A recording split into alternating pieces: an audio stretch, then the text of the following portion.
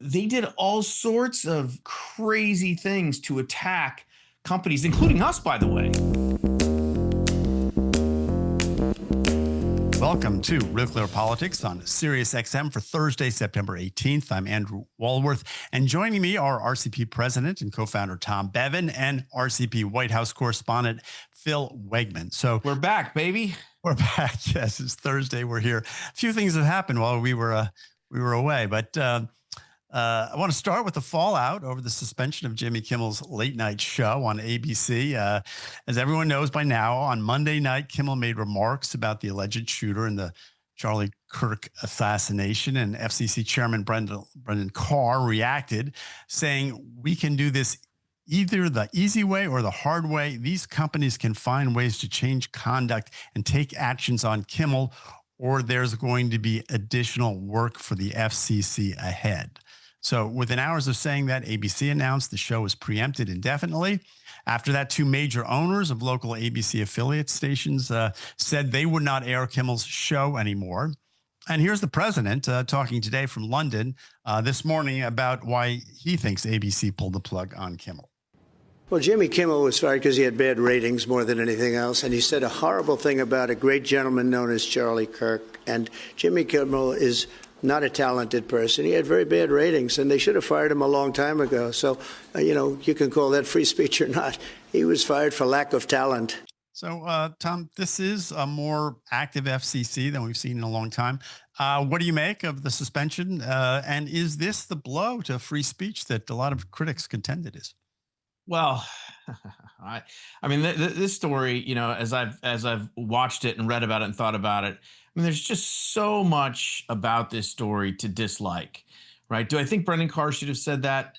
No, not necessarily. That's not the kind of language that I think we want our FCC director engaged in. In fact, people dug up, quotes from Brendan Carr from a year or two before saying, that's not the business of the FCC. The liberals and Democrats who are all out now talking about, what a blow to free speech is. They were celebrating when Tucker Carlson got removed, taken off the air. They were celebrating when Roseanne Barr got taken off the air. They canceled her show. So, there's a certain level of hypocrisy that goes on here.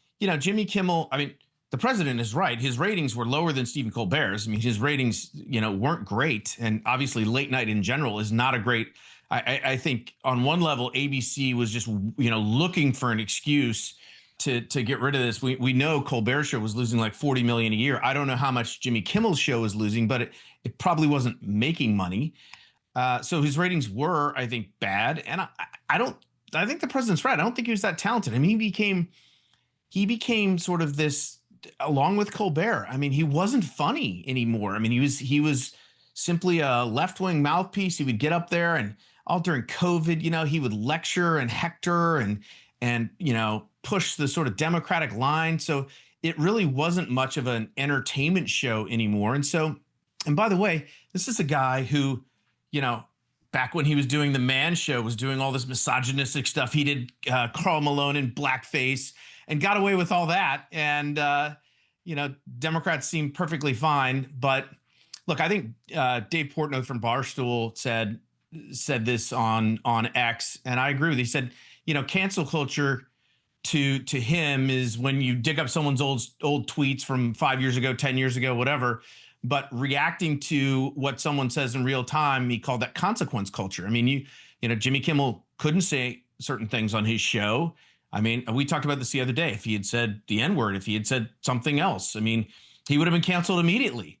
He would have been taken off the air. And so these private employers, they have the ability to do that. The FCC being involved sort of muddies the water, and I think gives liberals this gives them the ability to cry that this is Trump's authoritarian fascist, democracy's at risk and free speech is in jeopardy. But at the end of the day, a lot of these affiliates in red states and parts of the country, they weren't going to air his show. And so I think he was doomed. Donald Trump transformed Jimmy Kimmel from a hack who was on his way out the door. If his ratings were as low as have been reported, he wasn't going to be able to stay on the airwaves that much longer, just because of market forces. So he transforms this hack into a martyr by his administration, telling ABC News and Nexstar, the largest affiliate, that they've got a lovely line of programming there, to be a shame if something happened to this merger.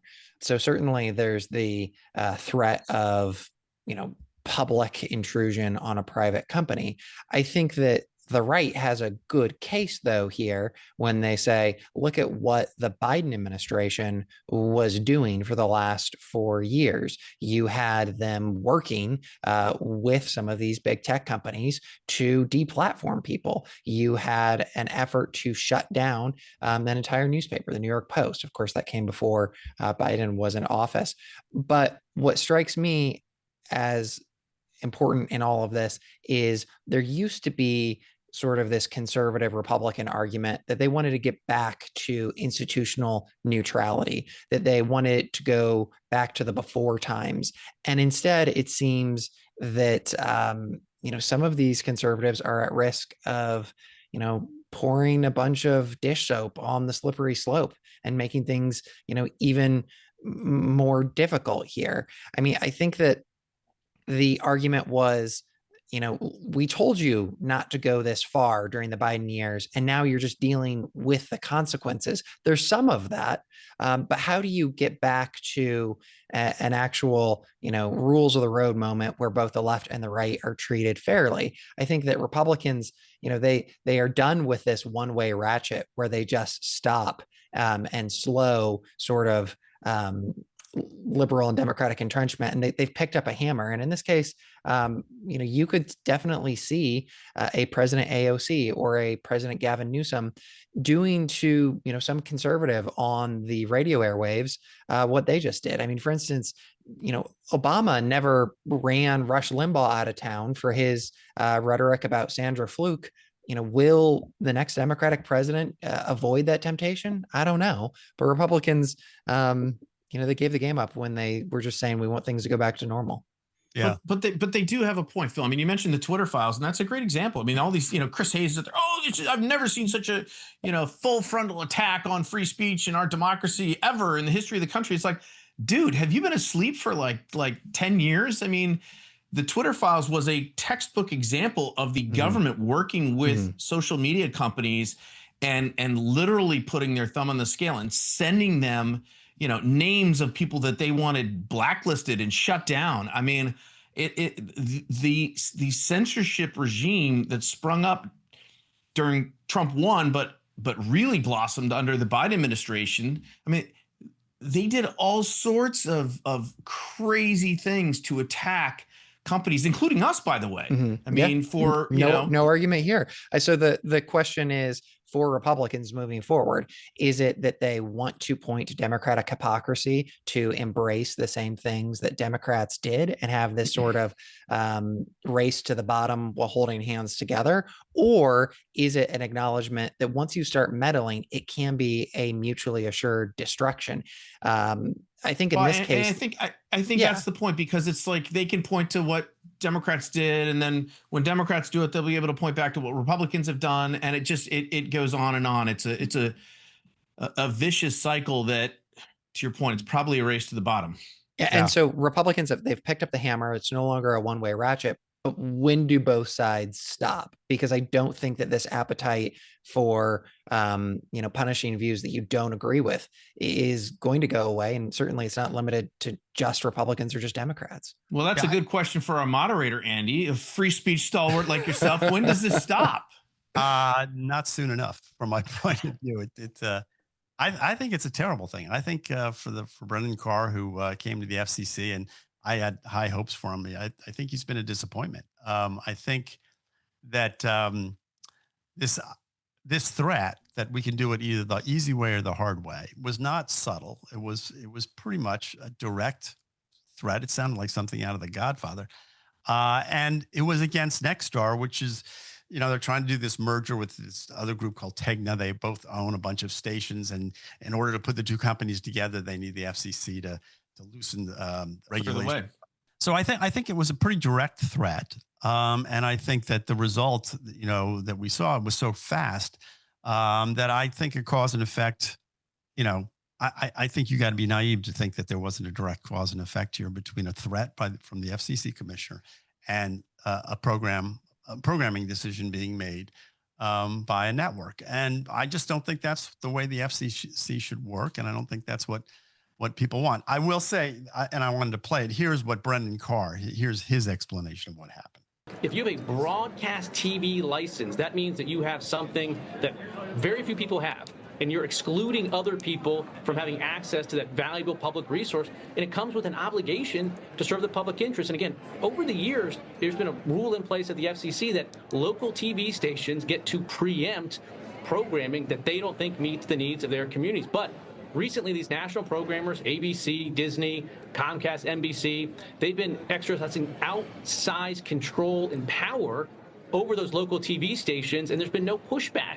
And this is a very significant moment because local broadcasters are now pushing back on national programmers for the first time that I can think of in modern history. And that's one of the things we want at the FCC. We want to empower local broadcasters that have the public interest obligation to push back on national programmers so that people have more choice. Tom, do you buy it? That's wonderful explanation. He should have said that the first time. Because to your point, the language, the words that came out of his mouth did not sound like, they sounded more of like a mobster threatening someone. Yeah. And, this idea, the other problem with that is immediately obvious is, well, who gets to decide what's in the public interest? Who gets to decide what's too far? I mean, I believe not too long ago, Democrats were writing letters to Fox News saying that Tucker Carlson needed to be fired and pulled off the air because of what he was saying about January 6th, right? So was he lying? Is that, if that's the standard that Jimmy Kimmel, and look, if you go back to what Jimmy Kimmel said, he clearly misled his audience about, whether this guy was, left wing or right wing, but he didn't celebrate Kirk's death. It wasn't a grotesque celebration like we have seen many online. So, where do you draw the line? Who gets to draw the line? I mean, we don't want the FCC commissioner stepping in and saying,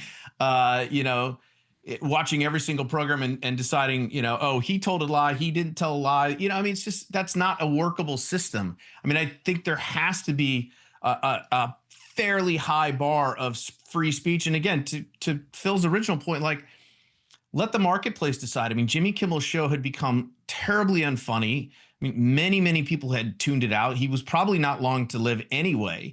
And so suddenly he's become, this poster boy for free speech, which is, ironic to say the least. Yeah, I think that Brendan Carr has a argument there where he says that there's only so many airwaves, and this is, the job of the state to regulate that good. On the other hand, there have been a number of other comedians who have been fired because the marketplace said your conduct isn't enough. And this wasn't cancel culture in that they were digging up old tweets that someone was just grinding an axe. I mean, Bill Maher, he got fired and taken off the airwaves after a tasteless joke after 9/11.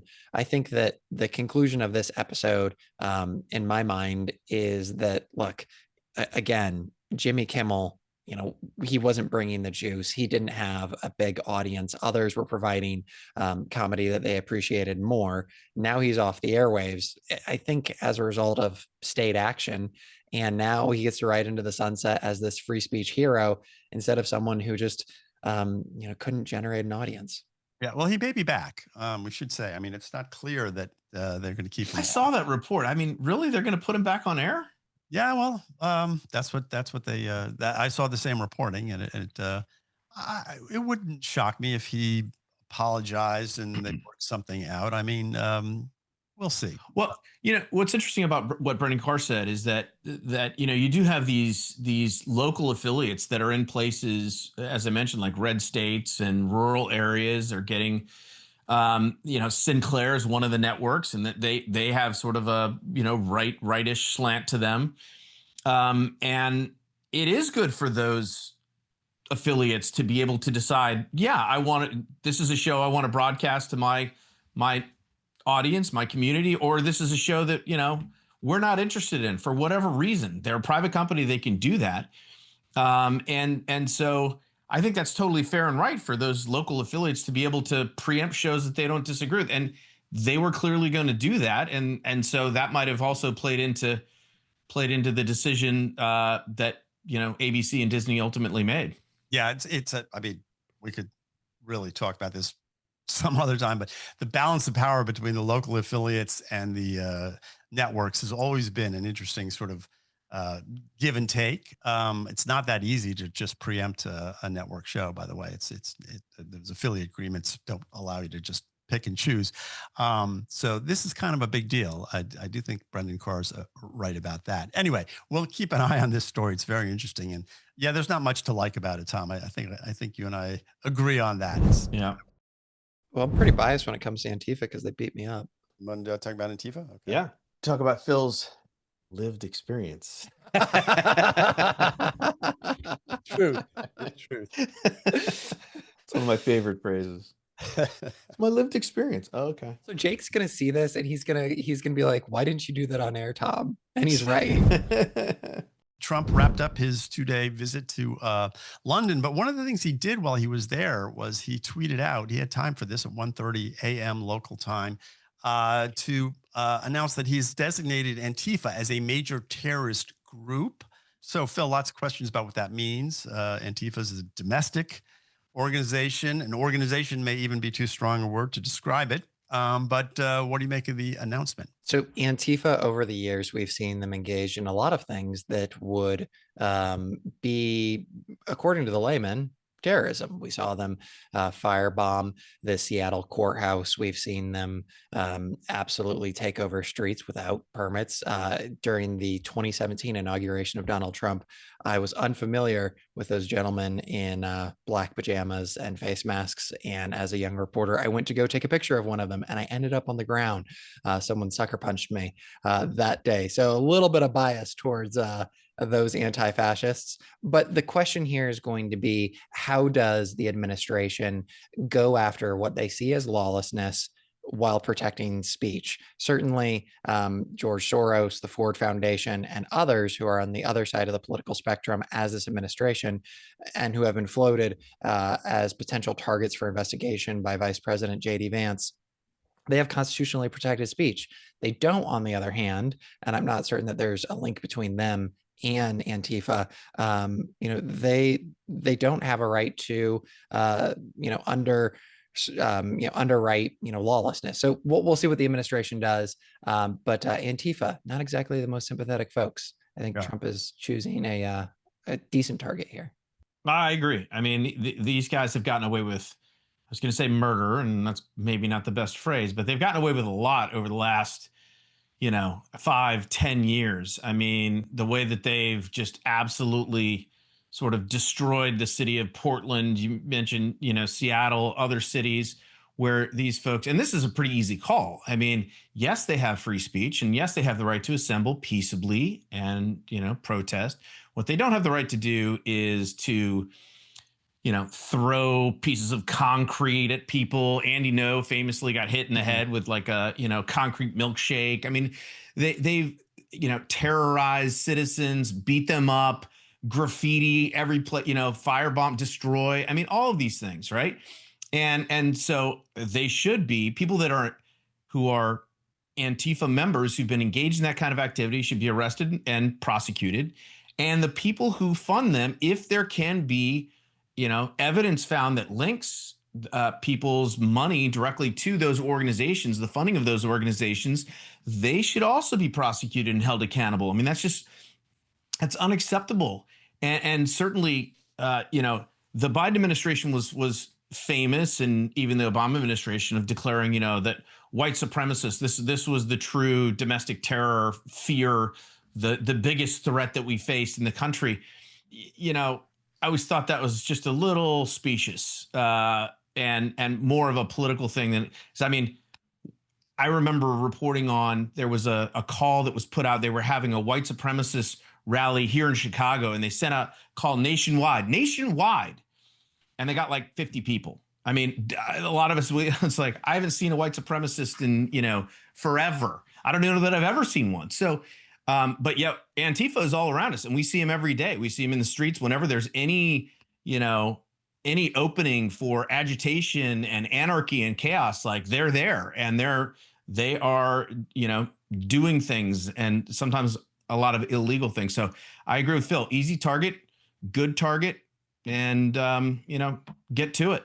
Yeah, I for one hate Illinois Nazis. I just want to go on the record. But quickly, I mean, this is not like Skokie in 1972 when the Nazis actually marched here. I mean, this is they tried to recreate that, and they got like 50 people or 20 people or something. It was pathetic. I'm just thinking of that scene pathetic from the Blues Brothers. Right. But really quickly to your point, there was a lot of Antifa activity during the first Trump administration, a lot during the Biden administration.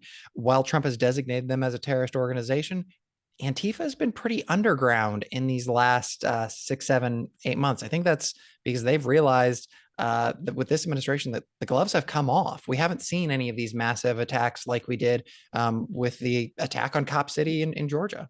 Well, we did see a coordinated effort to firebomb Tesla dealerships around the country. And I don't know if those folks were officially declared Antifa or not, but somebody was certainly coordinating that. I don't know if anybody, have those folks been investigated and prosecuted and held responsible for that? I mean, I think some have, but I'm not sure that all have. Yeah, I mean, I think that's the question. When you say it's an easy target, I mean, Christopher Wray, back in 2020 testified that Antifa was, in his words, an ideology, not an organization, and it lacks the structure that would usually allow it to be designated as a terror group. And I don't know if that's still true, and I think that's one of the things I guess the Justice Department is going to try to find out. But the question of how organized they are and how you go after that, I think that's a question people have about this. It's not that anyone is condoning Antifa. It's just, the first thing they should do is they should hire Andy Ngo as a consultant and get him in there, because he's got he's got copious amounts of information on who these people are and where they are and the people who've been out there committing violence. Yeah, we should say so that's a good place to start. Andy knows a reporter who's done great work on this, and you can find his stuff occasionally on RealClearPolitics. I guess, Phil, the other part of this is it's sort of, I guess it opens the door to more RICO kind of investigations at the Justice Department to go after the money, because that's, I guess, where they're thinking these NGOs might be involved. No proof that I've seen yet that they are, but they are. I guess that's the sort of next step in this thing. It does. And the question is, if there is some sort of network, what has the holdup been? Chucking rocks at cops and torching police cars has always been illegal. So where has the FBI been in rooting out these organizations if they exist? I think Christopher Wray, while that quote that you just read, it might sound like he's letting these folks off the hook, there might be some merit to this, that they're decentralized. I think a lot of these anarchist organizations, just like in the 1920s, they rely on the propaganda of the deed to get other people to, replicate what they've done, to bring them to their cause. The way to fight this, it would seem then, is very public deterrence. And if you're someone who's caught with a Molotov cocktail, or if you're someone who's caught with a slab of concrete trying to cause trouble, well, then you very soon can feel the full weight of the law against you. Tom, there are more excerpts from Kamala Harris's forthcoming book, published today in The Atlantic. Last week, she talked trash about the Biden administration. This week, she revealed that her first choice for her running mate was not Tim Walz, but in fact was Mayor Pete, saying, quote, "He would have been an ideal partner if I were a straight white male. But we were already asking a lot of America to accept a black woman married to a Jewish man. Part of me wanted to say, screw it, let's just do it. But knowing what was at stake, it was too big of a risk." What do you make of this admission? She outed herself as a homophobe. No, I'm joking. But, I always find this fascinating, this, Elizabeth Warren said this after the Democratic primary. She said, you know, she famously, I think, used the word, she used sort of a phrase about the male genitalia when she was talking to someone, that she didn't have one of those, therefore she was never going to get elected. You know, when Kamala Harris dropped out, she lamented the fact that, you know, there was too much racism and misogyny. I'm like, but this is the Democratic primary. These are the Democratic rank and file voters that you're calling racist and misogynist and homophobic because they didn't vote for you to be the nominee. I mean, that's not always a winning scenario, to call your own voters those names. I do think it also sheds light on how Democrats, they view America as a you know, the American electorate writ large as being sort of, you know, just backwards and bigoted. And oh my gosh, of course we could never have a black woman and a gay man on the same ticket. America would never go for that. Meanwhile, if you go look, Pew's done research on this. You know, it says, would you be more likely or less likely to vote for someone if they were, you know, black, gay, you know, Catholic, Jewish, whatever. And like all those numbers now are like in the 90s, unless, you know, unless you're saying, well, voters are lying to people about this and they actually do harbor these racist views. They just won't tell them to pollsters. I just think like that's out of step with where the American electorate is. If you are a sharp, attractive candidate and you can make a good argument, I really don't think that, I think her calculus was wrong there. I mean, if she, I don't know that she would have won no matter who she picked. So I think this is kind of a moot discussion, but I honestly don't think, and I'm not sure people care that much about they don't vote for who's vice president. We've seen that pretty much over time. So I just think this is it's kind of a weird admission on her part. And I think her theory of the case was wrong. Tell me what you really think of the country, Vice President Harris. I think this makes it much more difficult for her to run in 2028 or later when she admits that she didn't have what the Democratic Party would have seen as the, you know, moral courage to shatter another glass ceiling. One thing I will say, though, is Harris robbed us of what would have been a particularly good vice presidential debate. If you think about Pete Buttigieg, in some ways, J.D. Vance is his mirror image. Both of these guys have rust on their resumes. Both of them served in the military. What did Pete Buttigieg do after graduating from an Ivy League school?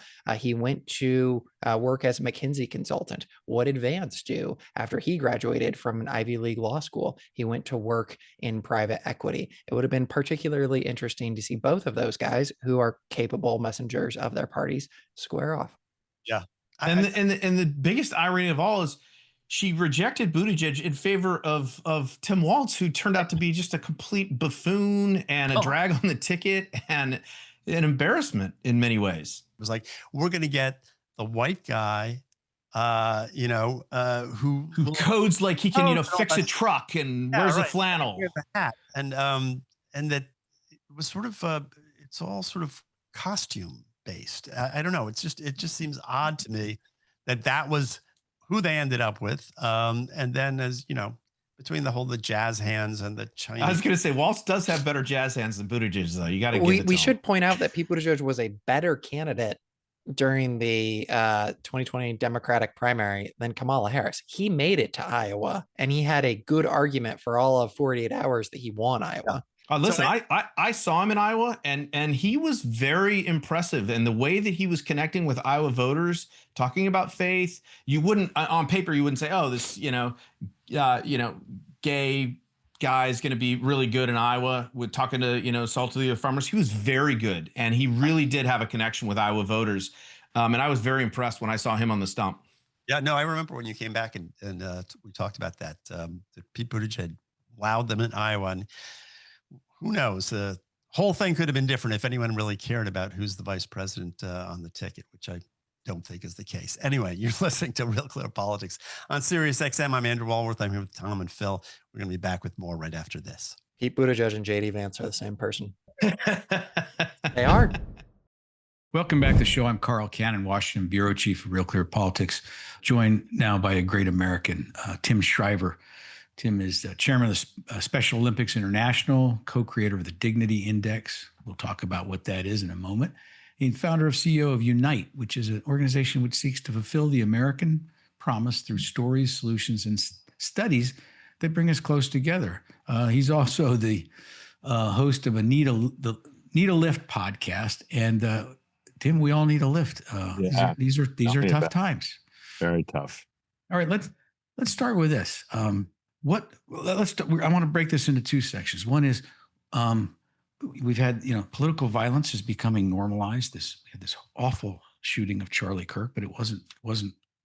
We had similar awful things. A couple of schools. We had these poor Minnesota lawmakers, ambushed in their own home. So I want to ask, first of all, what can our elected officials, thought journalists, and thought leaders, what should we be doing? People like you and me, Tim, to help break this fever. Yeah. Well, the first thing is and then I'll ask you about what ordinary people can do. But let's start with the. Yeah. Well, I think, Carl, the first thing is to ask the right question. And you've asked the right question. What can we do? And you're saying, what can politicians do? And then the implied question is, what can each of us do? There's too much discussion about who's responsible, who should we blame, how can we shame this person. Political violence, like every kind of violence, creates unspeakable tragedy, generations of pain. I'm familiar with it myself. Yeah. Charlie Kirk had children. That's all we need to know. Yeah, that's right. That's all we need to know. In a moment like this, human beings have many levels at which we exist, and one of them is the deepest level, and grief is something that allows us to connect with one another that in a way that transcends everything. The loss of someone you love suddenly, violently, unjustly, in a way that alters your life forever. That's a moment when we as Americans can look out at each other and say, I got you. If you're feeling pain because of this, if you're related, if you loved this man, I got you. I'm here for you. I have sympathy. Who hasn't sent a sympathy card? We need a national sympathy card. Well, Tim, I was thinking Gavin Newsom had a heartfelt statement. His initial podcast, he had Charlie Kirk on. They had a good exchange. Yeah.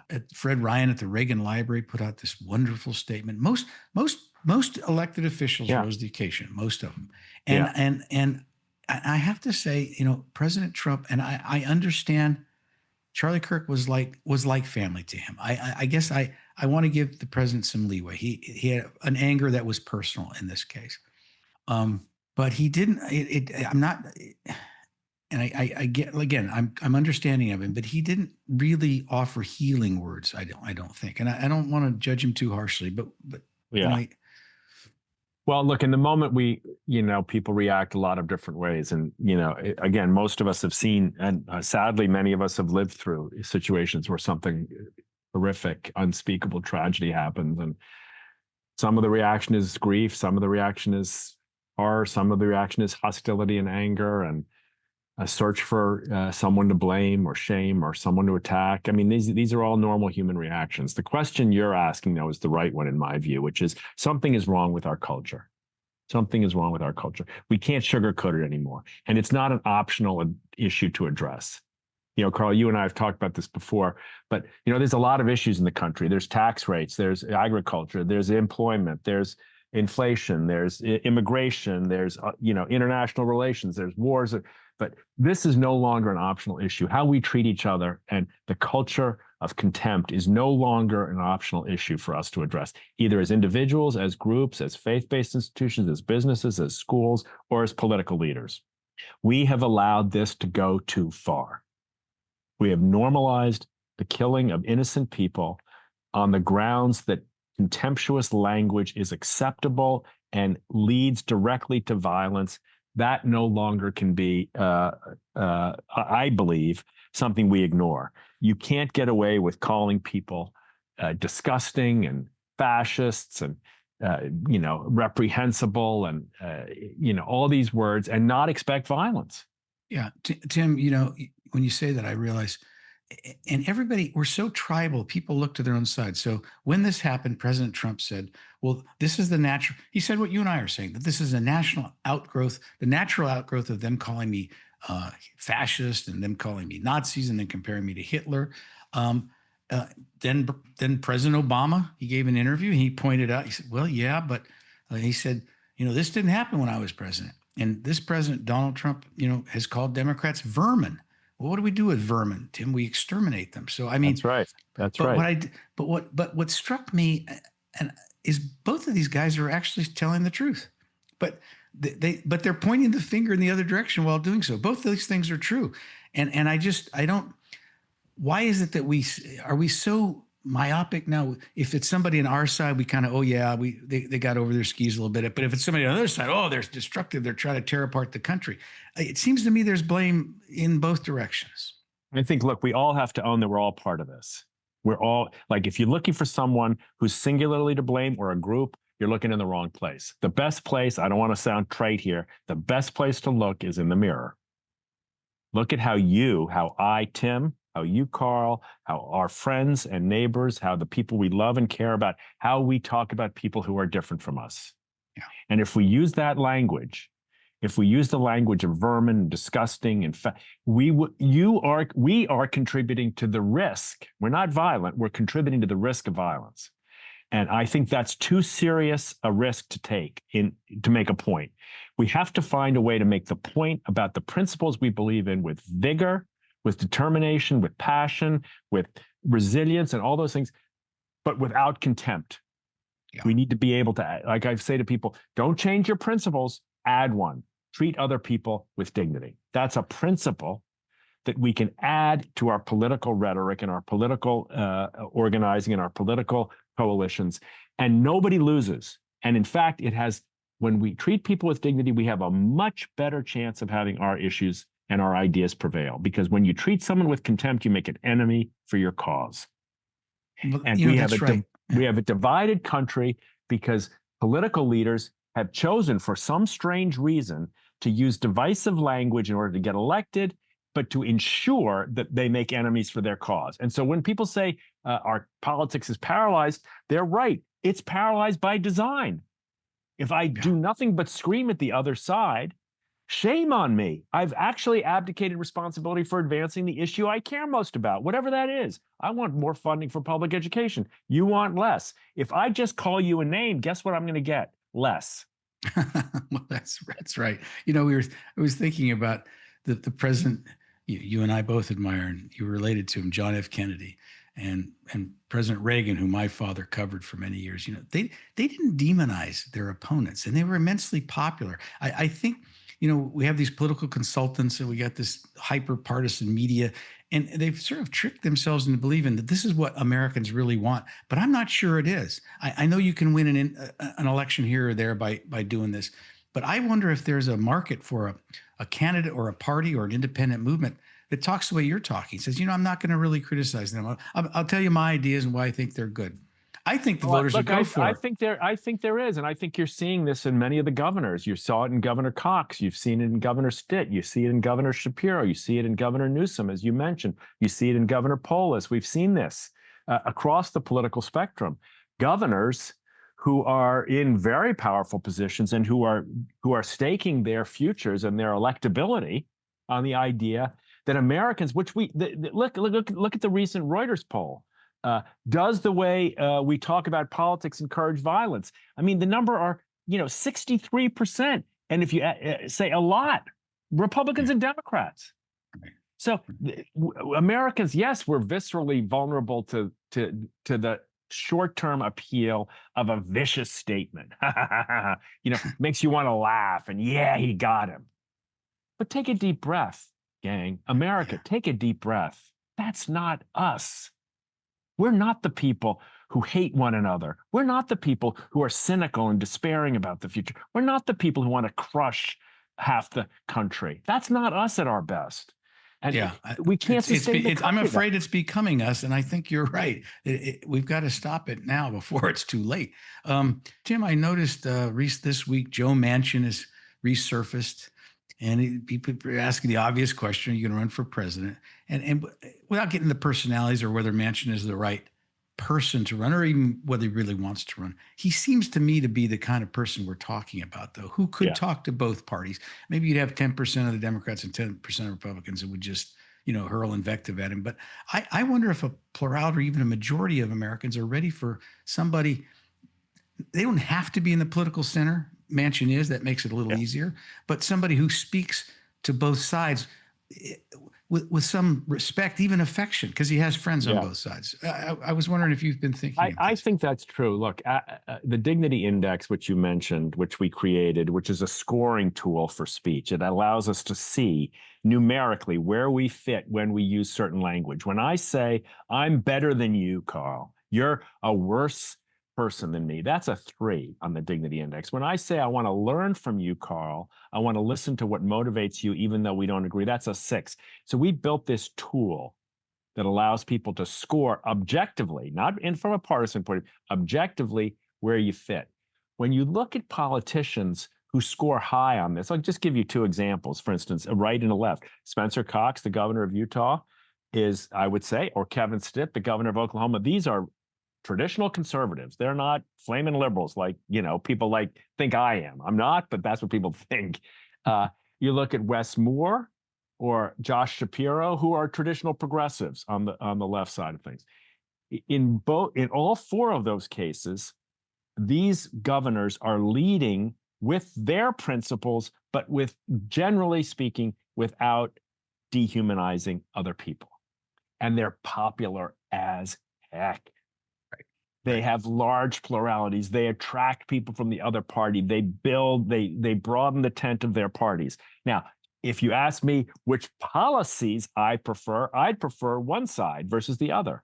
But what America needs is leaders on both sides who act that way. It's not that hard to do, Carl. You mentioned President Reagan. President Kennedy was like this. President Carter was like this. Presidents Bush were like this. President Clinton was like this. These are men who, in their leadership style, you can say, oh, I hated Clinton or I hated Reagan or whatever. You can say all those things about their politics. But generally speaking, they knew how to speak to the other party and to try to broaden their appeal by treating people with dignity. Now, again, it's not a blanket statement that would hold up. But generally speaking, that politics can work. And that's what we're missing. All right. So, you've mentioned 4 governors. I mentioned Joe Manchin. Let me mention a 6th name. Do you think this person would be interested in running for president? Tim Shriver.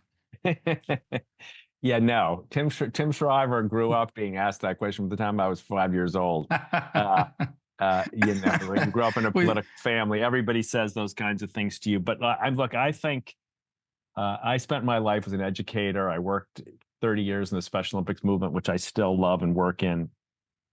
I think this country is a place where new ideas and better solutions and good people thrive.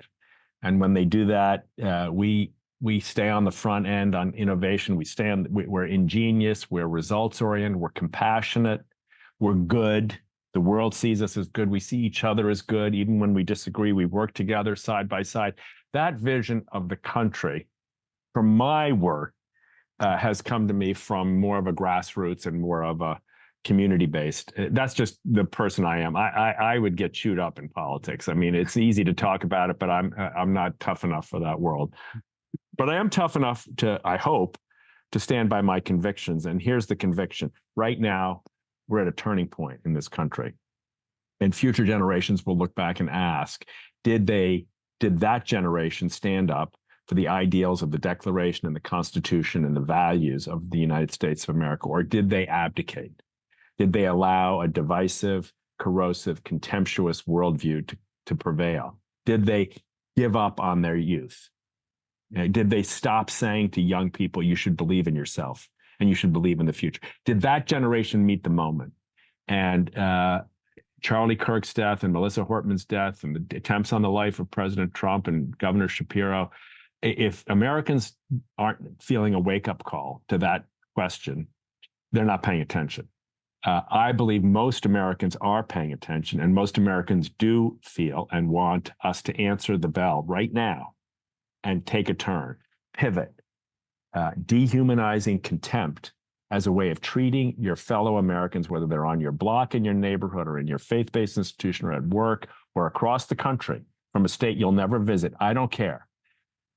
Work for what you believe in and treat other people with dignity. It's a simple principle. It's complicated to make it come to life, but it's the challenge of this moment. Well, that's going to do it for us today. This is what I've needed. Tim, it's been a hard week, and now you've encouraged me, and I'm feeling optimistic again, and it's an uplifting message, and I'll try to live it out, and I hope our listeners do too. Thank you for being with us. Thank you, Carl. Thanks for having me, and thanks for continuing to educate and inform our country. And join us again tomorrow on Real Clear Politics on Sirius XM Radio, at the same time, 6 p.m. here in the East, 3 p.m. in California. Have a good evening.